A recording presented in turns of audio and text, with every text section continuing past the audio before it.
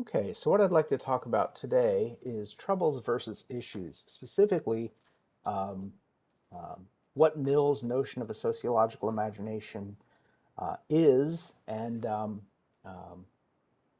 why it's especially helpful in trying to see the linkages that exist between members of society and broader social forces. Before we dive into that, I do want to say a couple of quick things about skepticism as a concept. This is going to be something that's important going forward through the rest of the semester. So, probably a couple of things to keep in mind with regard to things that shape sociological inquiry. There are two realizations, and they're connected to each other. So maybe we can describe them as linked realizations that shape sociological inquiry, that shape people, pursuing a sociological explanation for the way the world works. The first is that bias is an unavoidable feature of how we perceive the world. This is going to be made really abundantly clear when we look at the stuff about culture and the way that language shapes our underlying perceptions of the world around us. So, so bias is something that we can't really avoid. What we end up having to do, of course, is to sort of work around it. Um, One of the ways that this is going to be relevant to what we're going to talk about today is that the individual perspective cannot allow us to see social influences, not as such, right? That human behavior always has to be contextualized. We can't rely on the power of an anecdote, if you will, to give us any sort of insight. The second linked realization that's at work here is that um, maintaining skepticism is essential to minimizing that bias. And what that means is that we as sociologists have to be receptive to what are called inconvenient facts. And I'll elaborate on inconvenient facts a little bit later in this session. But I just wanted to point out that our individual perspective is skewed. It's biased. It may or may not be representative of what's happening broadly within society, and there's no way that we can know whether it is or isn't solely from the individual perspective. So we have to be skeptical that what we think we know about the world may not, in fact, be accurate. That's why skepticism is really, really important. Skepticism isn't disbelief. I want to be really clear about this. Skepticism is a sort of a level of doubt or unbelief, not disbelief, but unbelief with regard to commonly accepted or taken for granted explanations, right? The idea that what we think we know about the world may not, in fact, be accurate. Maybe it is, right? But we want to always maintain the possibility that it might not be, because what skepticism is going to drive us to do is to ask more questions, to gather more data, to be more rigorous in our approach, to make sure that we aren't just relying on, again, our own experiences or our own biased perceptions or perspective on the world. Skepticism's it's kind of a no-lose proposition. And here's what I mean. Let's assume that we believe something to be true. We as an individual, we believe something to be true. Um, there are two possibilities. We're right or we're wrong. If we're right, then good, right? Our beliefs are consistent with the nature of the world outside of us, and we're in luck. If we're wrong, then nothing in our approach to our knowledge, to our understanding, is going to drive us to ask any additional questions, right? And so we will remain wrong. Skepticism would drive us to ask questions. When you ask questions, you're going to discover answers. You're going to gather data, you're going to gather information, and whether you were right or wrong will be revealed in the process of gathering that additional information. And if you were right, you're going to know that you were right. And if you're wrong, you're going to have an opportunity to not be wrong anymore, right? So skepticism really is only a problem if it's more important for you to be consistent than it is to be correct. I don't know about you. I think correct is better than consistent, because being consistent about something that's wrong can have all kinds of different problems associated with it, and we want to try to avoid that as much as possible. So science broadly, and because sociology is a science, sociology specifically embraces skepticism. We look to things that will challenge what we think is true about what we know about the world. Because if what we know about the world is correct, there's no risk. If what we know about the world is wrong, then we have an opportunity to abandon what is wrong in favor of what is right. So that skepticism is a really, really healthy proposition. And I know that it's sometimes a hard sell in a society and in a culture that favors confidence and certainty over doubt and uncertainty. But doubt and uncertainty, those are the winning perspectives. Those are the standpoints from which genuine intellectual inquiry and knowledge and growth can kind of flow from. So that's why we embrace that. All right.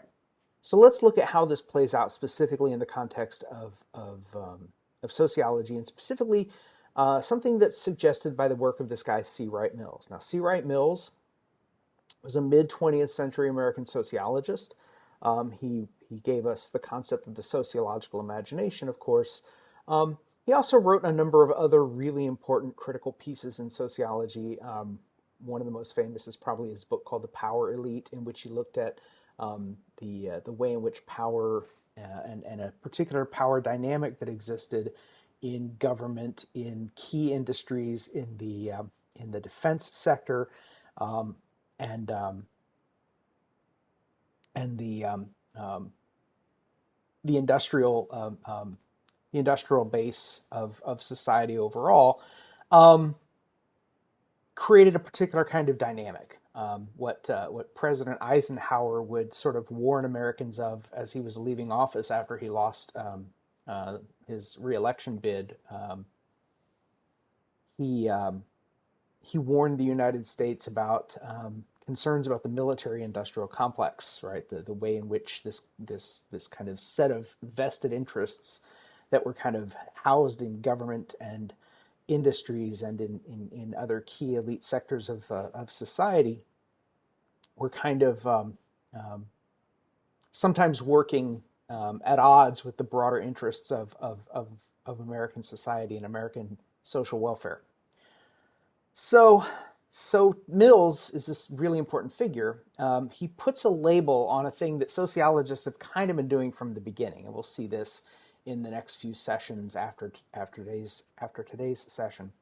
But Mills puts a label on what it is that sociology brings to the picture, which is the ability to see connections between social forces and the private lives of people who live in a society. Right? That's what the sociological imagination is. It's the ability to imagine the ways in which things that are happening externally in other areas of society are shaping the lives of individual people within society.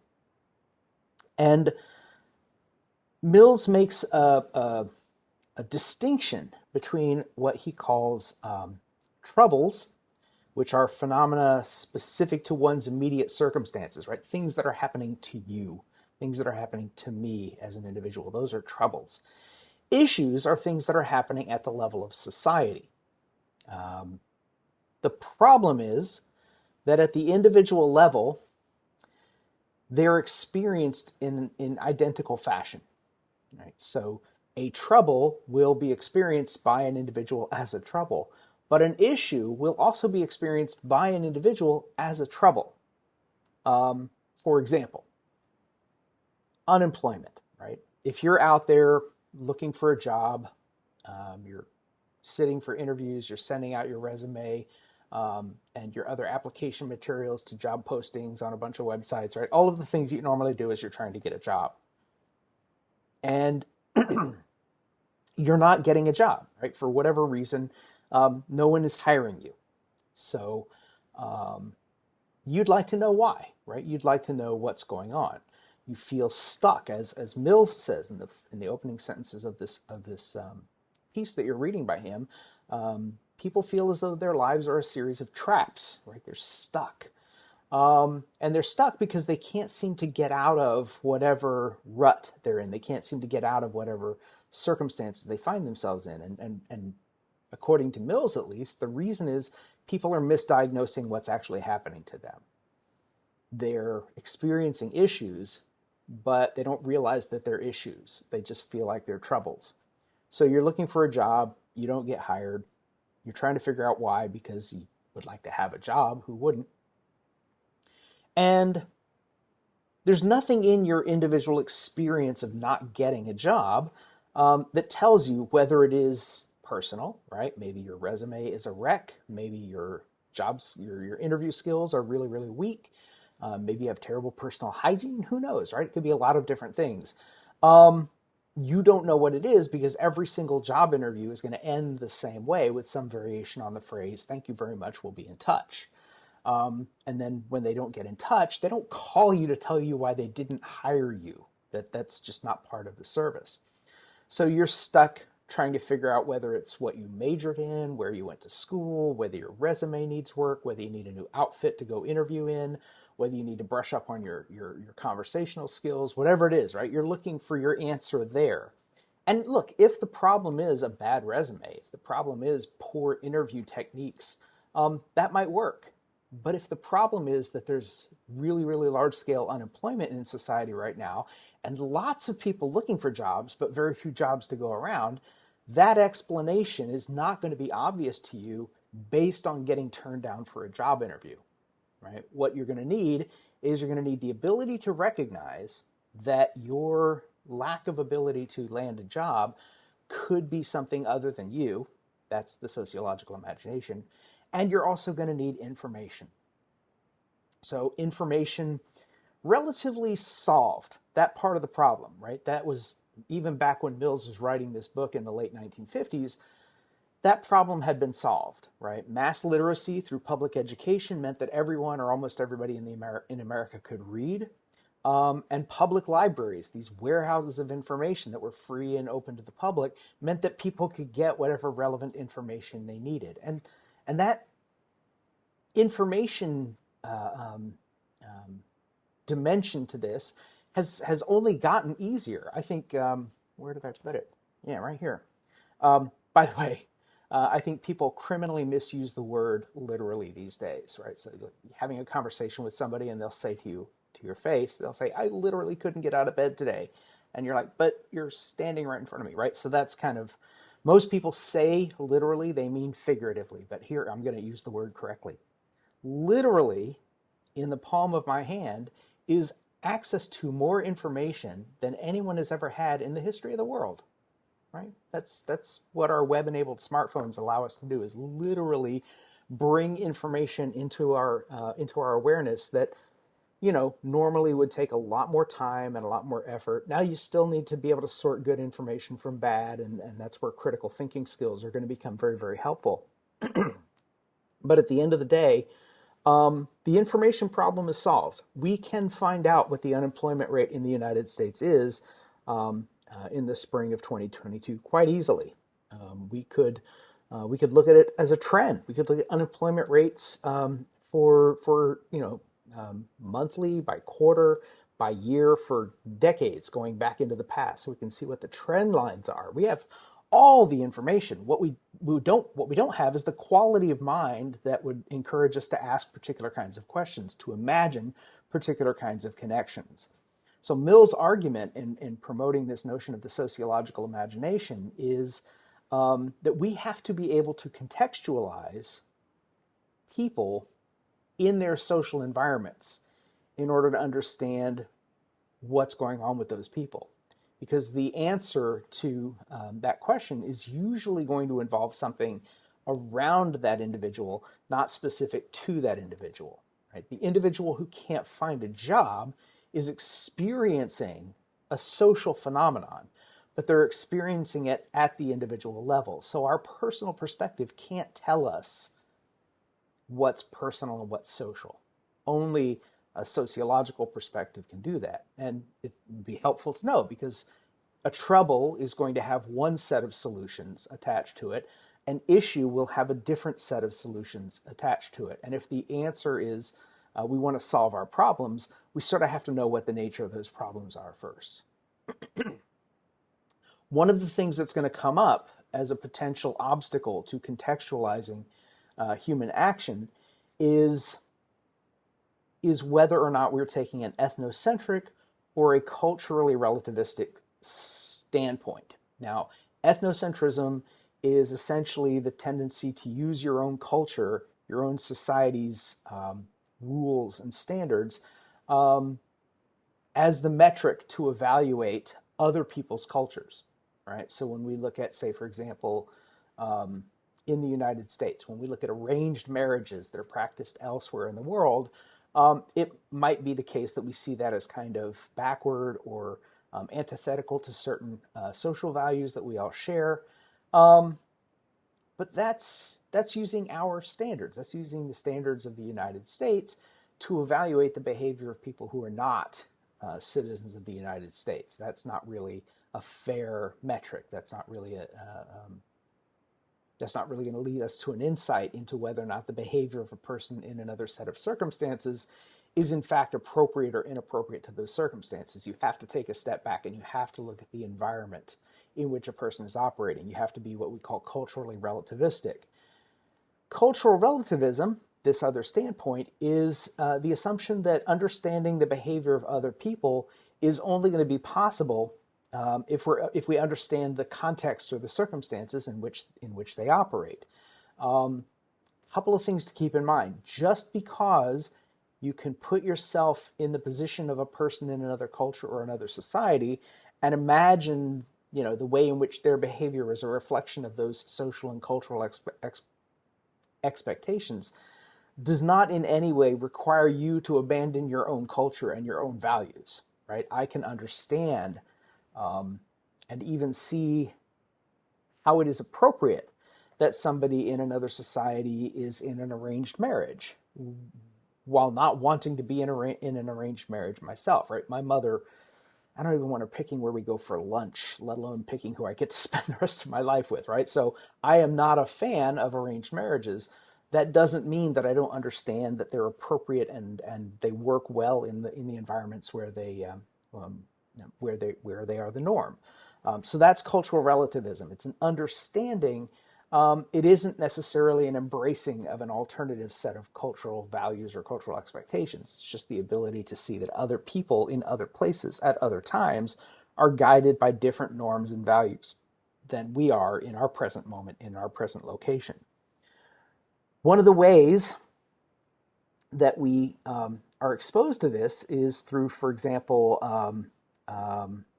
shocking discoveries, right? Like Berger writes about in his piece, the idea that something that we assumed was true, we discover is not in fact true, and we have to take a step back and reevaluate our assumptions and reevaluate what we think we know. Another kind of variation on that is Max Weber's notion of an inconvenient fact. An inconvenient fact is a fact that goes against or undermines a person's belief. Now, I want to say a quick couple of things about facts because we're in a very strange historical moment. Facts are things that are true. They are true for everyone. We live in a world where people will postulate that some people are guided by an alternative set of facts. That's not what a fact is, right? There are not alternative facts. There are just the facts. People can have positions. People can have viewpoints or stances that are informed only by some facts, but not other facts. But that isn't the same thing as having different facts. You have a limited set of facts. You don't have all of the facts. Kellyanne Conway, an advisor to the former president, very famously coined the term alternative facts. But again, that's a nonsensical assertion, right? There is just this set of things that are factually true.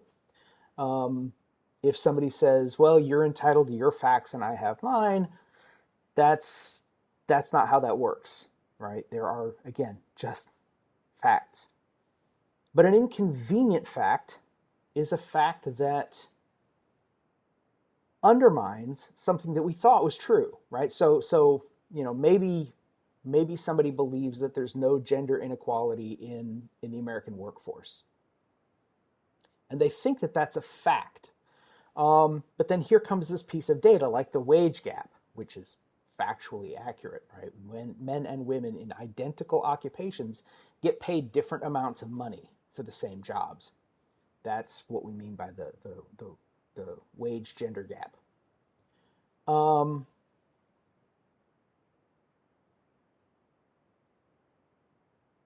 That inconvenient fact undermines the belief that there is no inequality in the U.S. labor force, in the U.S.